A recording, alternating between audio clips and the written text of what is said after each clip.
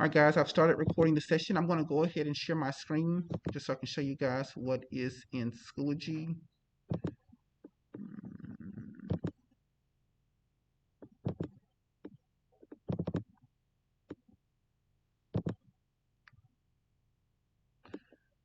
All right, guys, so today is February the 2nd.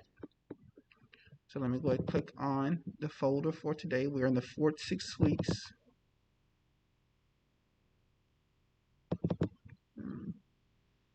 And today is a Tuesday. Okay. Now, guys, on today we are starting a new topic. Remember last week we talked about momentum and impulse. Starting today, we're going to talk about thermodynamics. Where we're going to spend the next 3 or 4 days on thermodynamics. Basically, thermodynamics just deals with heat and energy. You know, heat change. In fact, that's what thermodynamics means: thermo, heat, dynamic change. So energy changing, basically dealing with hot and cold substances. You guys are dealing with, you guys are used to dealing with hot and cold substances in your everyday life. So today we're going to be talking about the physics behind, hot and cold, and the interactions between hot and cold objects, and kind of what's going on at the molecular level. Okay, so that's what we're going to be talking about on today. For those of you guys that are just now coming in, I just put the link to the attendance form in the chat box. Okay. Now, so here's what we're going to do. We're going to watch this 20-minute video here called Methods of Heat Transfer. So it's going to basically introduce the topics that we're going to elaborate more on these next few days. Okay, and then I'm going to, as soon as we get done with that, I'm going to discuss a few things, and then I'm going to make the assignment available for you guys called Conduction, Convection, and Radiation. Conduction, convection, radiation, these are the 3 ways that heat can travel. So please be paying attention to this video and really understand those 3 terms, because those 3 terms will be the main terms you need to know for the assignment. Okay, so I'm gonna go ahead and write those 3 terms down, because as soon as we get done with the video, we're going to fill in these definitions.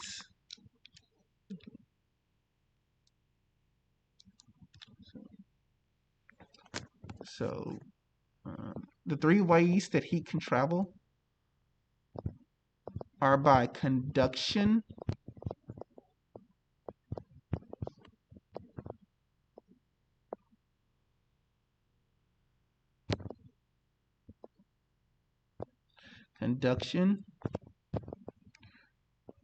convection, and lastly, radiation.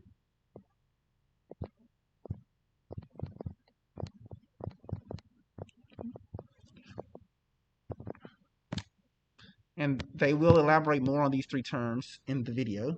Okay, so I'm going to go ahead and get started. And guys, please be patient to the video, because these multiple choice questions, the answers to all of these multiple choice questions are pretty much going to come from this video here.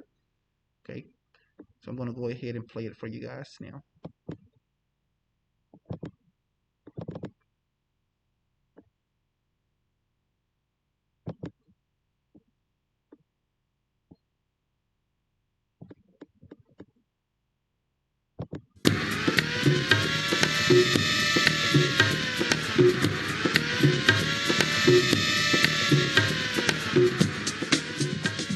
Heating and cooling is very much part of our everyday lives. When we think of heat, we usually think about how we feel. Our physical comfort is reliant on whether we feel the correct temperature. We feel uncomfortable being too hot or too cold. In our homes, many common appliances are used for the purpose of heating and cooling, such as heaters and air conditioners, ovens and refrigerators, kettles, toasters and hairdryers. In industry, heat is used in many ways to weld and cut metals, shape plastics, manufacture glass, paper, textiles and many other products. Our cars are powered by the heat from burning fuel in engines, as are planes, rockets and ships. Conventional power, such as electricity, comes from burning fossil fuels such as coal, oil or natural gas. This program is about methods of heat transfer. It looks at the difference between heat, energy and temperature. It also examines ways in which heat is transferred by way of conduction, convection and radiation, and what is meant by thermal capacity.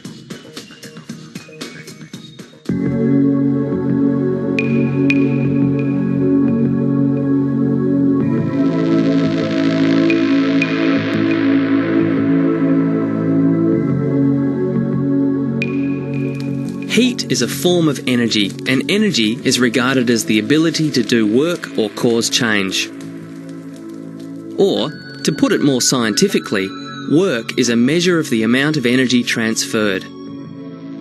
Whenever a job of work is done, energy is transferred. When that happens, forces are used to lift things, change or move things. How much energy is transferred has to do with the force used and the distance moved. When examining heat, we are mainly interested in two types of energy: potential stored energy and kinetic energy. There are many types of potential energy, such as positional energy, which looks at the force a falling object can exert when it falls. More common, however, is chemical energy, which is the energy stored in foods, batteries and fuels. Kinetic energy is the energy an object has due to its motion. Everything that exists is made of atoms and molecules.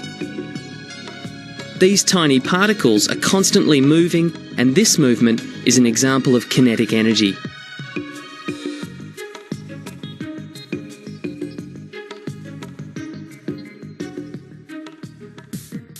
The internal energy of an object refers to the total kinetic and potential energies of all its particles.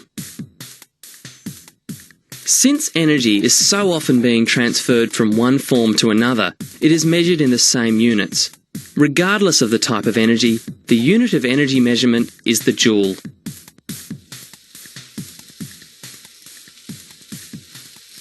Heat is the internal energy that is transferred from one object to another as a result of the difference in temperature between the two objects.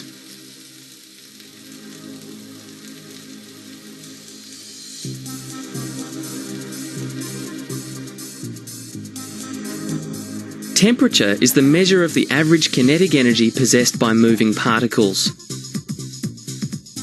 How much and how fast atoms and molecules move will determine the amount of heat of an object. A high temperature means that an object's particles are vibrating rapidly. A low temperature indicates that the particles are vibrating slowly. When objects having different temperatures are mixed with one another, they reach the same temperature because the heat from the hot object is transferred to the cold object. Okay, guys, I'm going to pause that there because that's very important you guys know. What is important for you guys to know. Remember what he said. Anytime two substances of different temperatures are mixed together, energy travels from the hotter substance to the colder substances. So, guys, please remember that if you want to know how energy travels, energy always travels from hot to cold, never the other way around. It's very important. That is a fundamental fact of nature. In fact, I'm going to write it down. Anytime you mix two things together and they are different temperatures, there's going to be an energy transfer from one substance to the next until both substances reach equilibrium. So energy always goes from hot to cold substances. Always. I'm going to draw my arrow pointing that way. So guys, that is a fundamental fact of nature. Energy always travels from hotter substances to colder substances, never the other way around. It is impossible for you to get energy to travel from cold to hotter substances. That does not happen. That is an impossibility in nature. So please remember that. Energy flow always occurs from hot to cold. Okay, so just a fundamental fact I want you guys to know.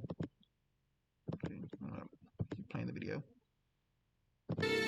Heat energy travels from warmer to cooler places. When we heat something up, it will eventually cool down.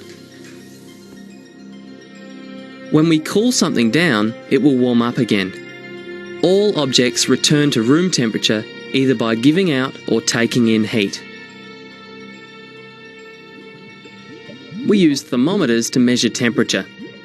One common type of thermometer consists of a liquid, like alcohol or mercury, trapped in a thin bulb connected to a glass tube. When the liquid is heated, it expands and rises up the tube. This movement indicates a rise in temperature. How far the liquid rises will depend on how hot the item being measured is. When the thermometer cools, the liquid contracts. A scale is used to express temperature numerically using water under standard conditions. The most commonly used scale is the Celsius scale, with 0 degrees Celsius as the freezing point and 100 degrees Celsius as the boiling point. Another commonly used scale, especially for scientific purposes, is the Kelvin scale. The Kelvin scale has as its starting point the coldest possible temperature of minus 273 degrees Celsius. The conversion between Celsius and Kelvin is easy. Simply add 273 to the Celsius temperature to get kelvins.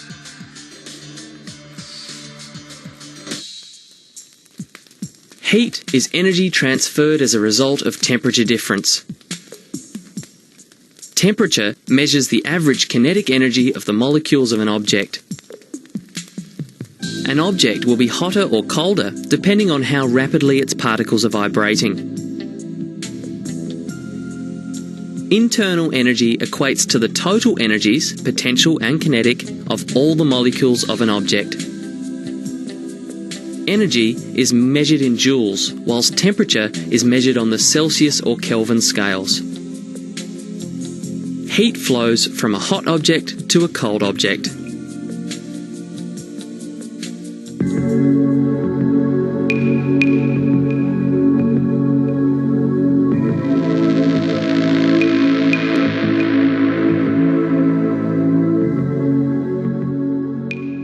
All objects can absorb or emit heat in the form of thermal energy. Heat can be transferred from one place to another in 3 ways: conduction, convection, or radiation. If you leave a metal teaspoon in a cup of hot liquid, the spoon will gradually heat up. This is because heat is being transferred from the hot liquid to the cold spoon by way of conduction. Conduction can occur in solids, liquids and gases, but occurs fastest in solids. The major means of heat transfer in solids is conduction, because the particles can only rotate and vibrate.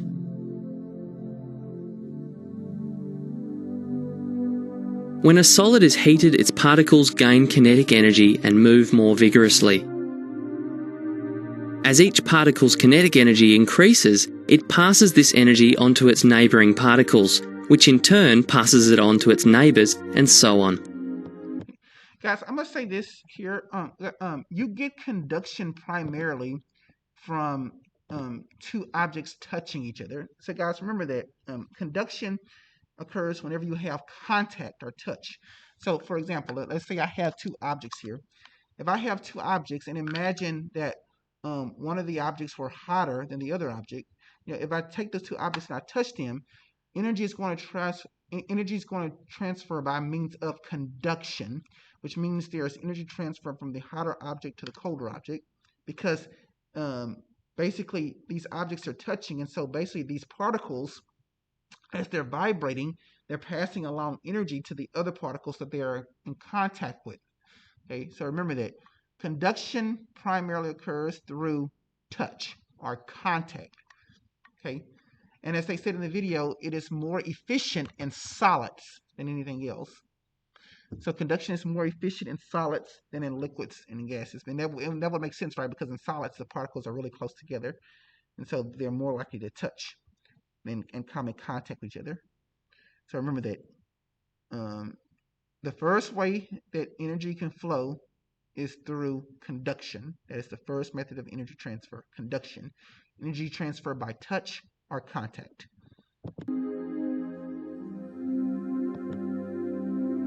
And so, heat from a stove will travel into a saucepan sitting on the stove by method of conduction.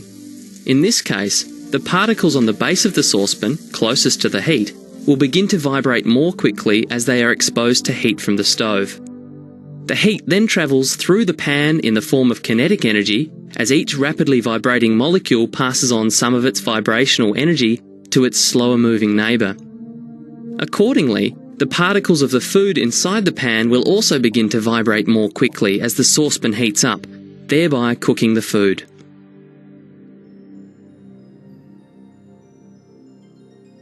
Some materials conduct heat better than others because of the difference in types of bonding in various materials.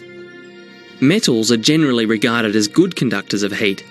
Metals that conduct electricity best, such as silver or copper, also make the best thermal conductors. As most metals are good conductors of heat, they are used in implements needed to facilitate heating, such as pots and pans, heaters, toasters, and car engines.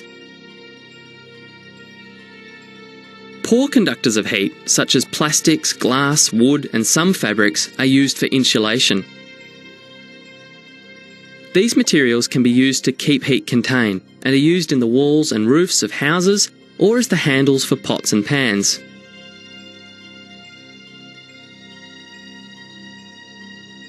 A simple experiment for observing the process of conduction in action involves a nail and some wax. Candle wax is attached to a long metal nail.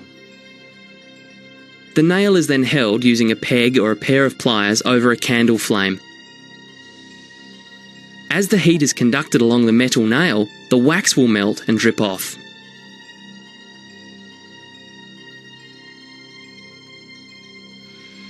Materials that have air in them are often good insulators. Polystyrene foam is a common thermal insulator often used to keep liquids hot or cold. Okay, guys, I'm going to pause it there. I want y'all to know those difference between those two terms that he mentioned in the last few minutes. He's mentioned an insulator and a conductor. Know the difference between the two. An insulator is a material that does not allow heat to flow easily through it, right? So, like you said, the styrofoam is a good insulator, right? It basically, it either keeps your fluid either hot or cold, because energy doesn't flow easily through it. A conductor, on the other hand, is the opposite. A conductor does allow energy to flow through it easily. So everybody got that? An insulator is a material that does not allow heat energy to flow easily through it. A conductor, on the other hand, does allow heat energy to flow easily through it. So know the difference between a conductor and an insulator. This experiment looks at how quickly ice melts in containers made of different materials. A polystyrene cup and a tin cup of the same size are filled with water and 2 ice cubes are placed in each. The ice in the polystyrene cup will melt more slowly because the polystyrene insulates the cup's contents.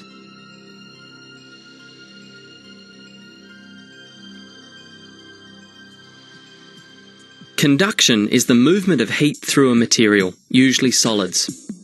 When an object is heated, its particles vibrate, creating kinetic energy. Vibrating particles pass on kinetic energy to their neighbouring particles. Some materials, such as metal, are better conductors of heat than others. Materials that are poor conductors of heat are used as insulators.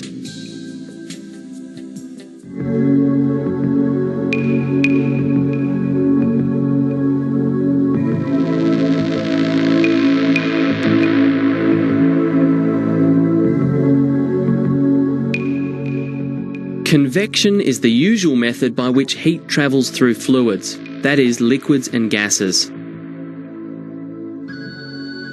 When particles in a fluid are heated, they move faster and further apart. During convection, the density of the fluid decreases and the matter rises.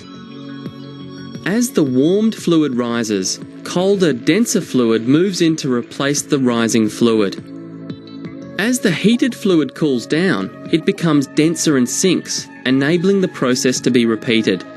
Thus, convection occurs when fluids move in what are known as circulation currents.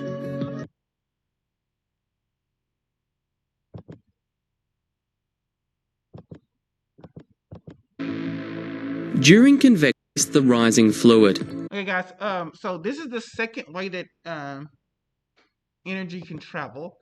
The second method is convection. So convection occurs only in liquids and gases. Okay, so everybody got that? So convection basically occurs within the fluid or within the gas. So for example, imagine you're heating up a pot of water. So the way that the water is able to heat up is because of convection. You create these convection currents. So think about it this way. Imagine the warm water gets heated up first, right? Because it's nearest the flame. Well, the water at the bottom gets heated up first because it's closest to the flame. And as those water molecules get warmer, they start to rise. Okay, so guys, as a general rule, remember that warm particles tend to rise, whereas cold particles tend to sink. Okay. This is what is known as a convection current, right? So this is what causes your water to become hot. Like the warmer particles rise, the cold particles sink, and that circulation continues until there's equilibrium throughout the fluid. Okay, so this is what is known as a convection current. Guys, the same thing happens in the atmosphere as well. Whenever the sun comes down, strikes the earth, and then the earth radiates that heat upward. So basically, that heat gets absorbed by the atmosphere. So the warm particles in the air tends to rise, and the cold air tends to fall, right? So warm air rises, cold air falls. Okay, so guys, remember that. Just a basic rule. This is what is known as a convection current. And again, convection only occurs in liquids and gases. In the case of this liquid, this circulation current will continue to happen until the water reaches equilibrium throughout the pot. Okay. As the heated fluid cools down, it becomes denser and sinks, enabling the process to be repeated. Thus, convection occurs when fluids move in what are known as circulation currents. Often, on a warm day at the beach, we experience a cool breeze blowing off the sea. This occurs because the land heats up more quickly than the sea.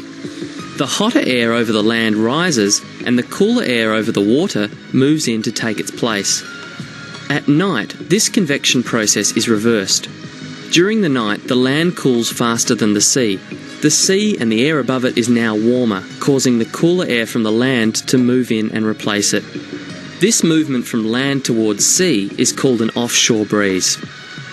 You don't have to take a trip to the beach to experience convection occurring. A simple experiment using a hairdryer and a large plastic bag can be used to demonstrate how hot air balloons use convection.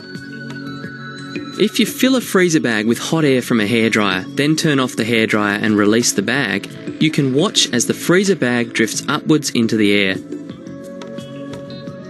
This occurs because the warm air inside the bag is less dense than the cooler air surrounding it. Gliders, hang gliders, and many birds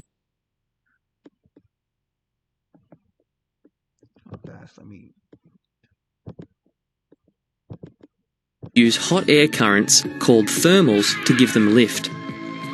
They can remain in the air for a number of hours by flying from one thermal to another. Convection occurs in fluids, that is, liquids and gases. Particles in fluids move faster and further apart when heated. Convection currents occur when the heated fluid rises and cooler liquid or gas moves in to replace it.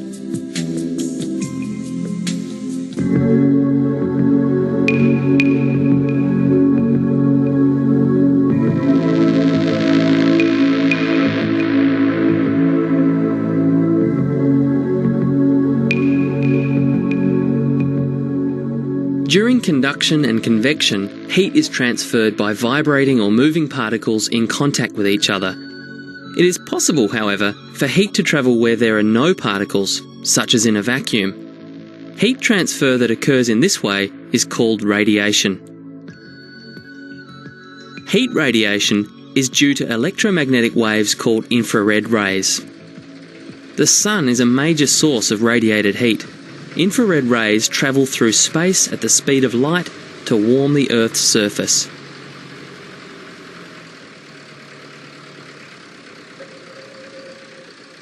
When infrared rays impact on an object, the particles in the object begin to vibrate faster, generating more energy and thereby heating the object. All objects are constantly absorbing and emitting radiation. But we don't notice it until the object becomes hot enough to emit or absorb thermal radiation, which our skin can then feel. Radiant heat is best felt in front of a fire or heater. Objects that are good absorbers of heat are also good radiators. Black objects are the best absorbers and radiators of heat. Everybody got that? He said black objects are the best absorbers and radiators of heat. So obviously if you have something black on compared to something that's white on, you're going to feel hotter because obviously it absorbs more and obviously emits more as well. Okay, so the blacker the substance, the more radiation it is going to absorb and emit. Okay. Objects with shiny, silvery surfaces neither absorb nor emit radiation very effectively. Thus, we often use materials with these surfaces as insulators. Similarly, white and especially white shiny surfaces tend to reflect radiation. A good example of using surface material for insulation is a vacuum flask. A vacuum flask can be used to keep hot liquids hot. Vacuum flasks are constructed with a double layer of glass to reduce heat loss by conduction and convection. Between the two walls is a vacuum. Because a vacuum is unable to conduct or convect heat, this also restricts heat loss. To reduce the loss of heat by radiation, these walls are silvered to reflect heat back into the flask. A simple experiment can be used to show what kinds of objects are good at absorbing heat. Two marbles are attached with wax to two metal sheets. One sheet is covered with aluminium foil and the other sheet with black paper.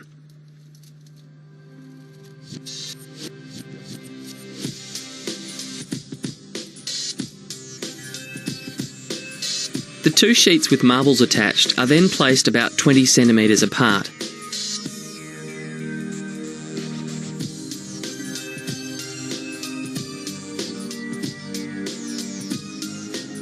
A Bunsen burner or electric heater is placed midway between the two sheets so that each sheet receives the same amount of radiated heat.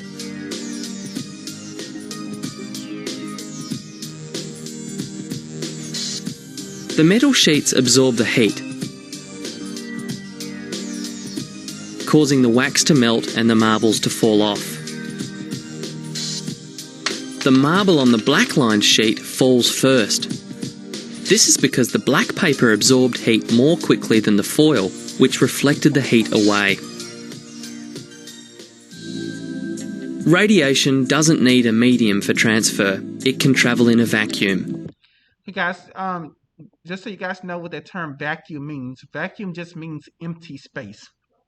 In fact, out of the three ways that heat can travel, radiation, this is the only method that can transfer energy through empty space. In the other two methods, you need some sort of medium, but this is the only way that you can get energy to travel through empty space in the form of electromagnetic waves. It's how the sun is able to heat the earth even though the sun is millions of miles away. It can send energy through empty space.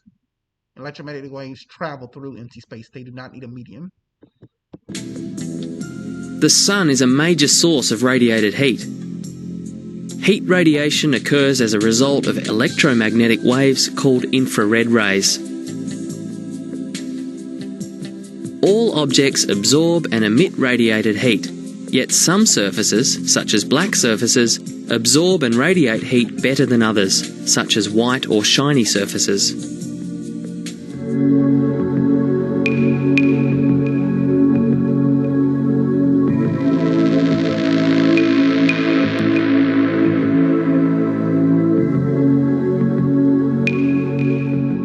To raise the temperature of an object, heat has to be transferred to the object.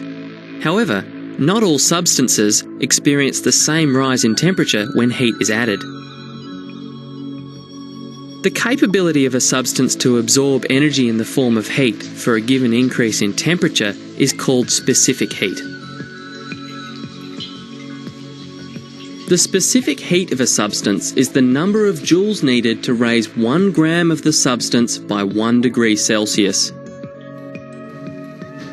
Materials with high specific heat, such as water, require greater amounts of heat to increase their temperatures than do substances with low specific heats, such as metals.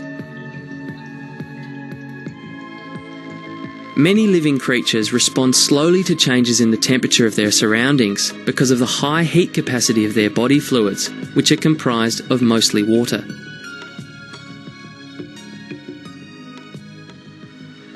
The amount of heat stored by an object depends on its mass and its specific heat.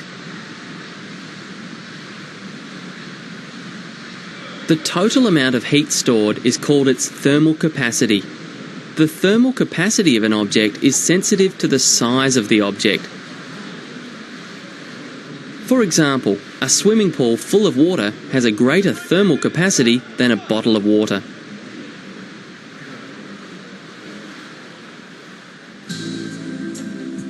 How much heat an object can store will depend on its mass and its specific heat. A substance's specific heat will be the amount of joules required to raise 1 gram of the substance by 1 degree. Some materials have higher thermal capacities and will need more heating to increase their temperature. Also, a larger body requires more heating than a smaller one of the same material.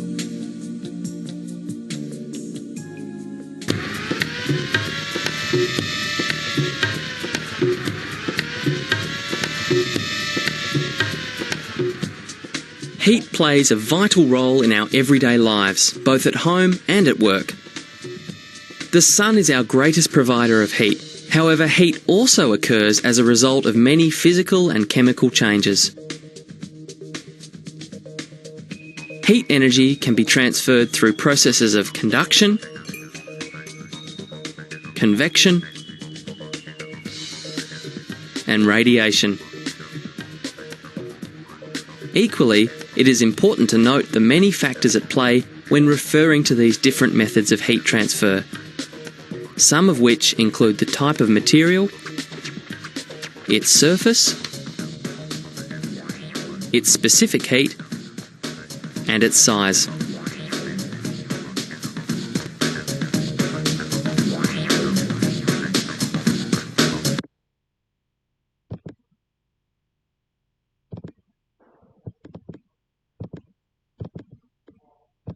Okay, guys, let's get ready to sum up those 3 methods that he discussed. Okay, so remember what he said. Conduction occurs whenever 2 objects come in contact with each other, and those vibrating molecules passes energy from one substance to the next. So this method of energy transfer occurs primarily by objects touching each other or in contact with each other. And as they said in the video, it is most efficient in solids than anything else. It is most efficient in solids. So imagine that I have, a hot substance, like a hot block, Imagine that that block is in contact with a cold block. Okay? So as long as these blocks are touching each other and they're of different temperatures, there's going to be an energy transfer from the hotter block to the colder block. Okay, energy always goes from hot to cold, and the energy is going to continue to transfer until both these substances or both these blocks are in equilibrium. So once they're in equilibrium, in other words, once they are at the same temperature, the energy transfer is going to stop. Okay, but they have to be touching each other in order for you to get energy transfer in the in order for you to get energy transfer by means of conduction. Okay, so that is conduction. Convection. Remember what he said about convection. Convection only occurs in liquids and gases. Convection only occurs in liquids and gases. And remember how he gave the example how, like, imagine you have a pot of boiling water. So imagine I have water in this pot here, and obviously there's a flame beneath it. Okay, so there's a flame beneath the water. So as these water molecules here at the bottom become warmer and heat up, basically the warmer molecules are going to rise, and the colder molecules at the top are going to sink. Okay? This is what is known as a convection current or a circulation current, and that circulation will continue until the water, basically until the temperature is distributed evenly throughout the water. Okay, so convection only occurs in liquids and gases. This is how our atmosphere is heated up by means of convection. Lastly, radiation. This method of energy transfer is the only one that can occur in empty space. Can occur in empty space. So imagine that you have the sun. So imagine that you have the sun right here. And millions of miles away, I don't know if you guys can see that. And millions of miles away, you have the Earth. Okay. So the sun is able to heat up the Earth because the sun, basically, it emits electromagnetic waves. And those electromagnetic waves travel until they strike the Earth. Okay. So radiation, this is the only method of energy transfer that can occur in empty space, right? Because electromagnetic waves, they do not need a medium. They can travel in a vacuum. They can travel through empty space. Okay, and the sun is not the only object that can emit radiation. There are other objects that can emit radiation as well. So consider a light bulb. A light bulb can emit radiation. In other words, it emits electromagnetic waves. Okay, so I'm gonna zoom out there. Any questions on anything that we talked about today? Any questions? Okay. This video, or that video that we just watched, it is still in Schoology. It's called Methods of Heat Transfer. It is in the folder for today. So if you guys want to go back and rewatch that before you guys do the assignment, you can. The assignment, I think it's like 10 multiple choice questions, and most of the questions come from the video. Okay, so in just a moment, I'm going to post this Zoom video on YouTube just so you guys will have my commentary through the video, so you watched it. Okay, so if you guys did not get the attendance form filled out, please do that. I'll put in the chat box again.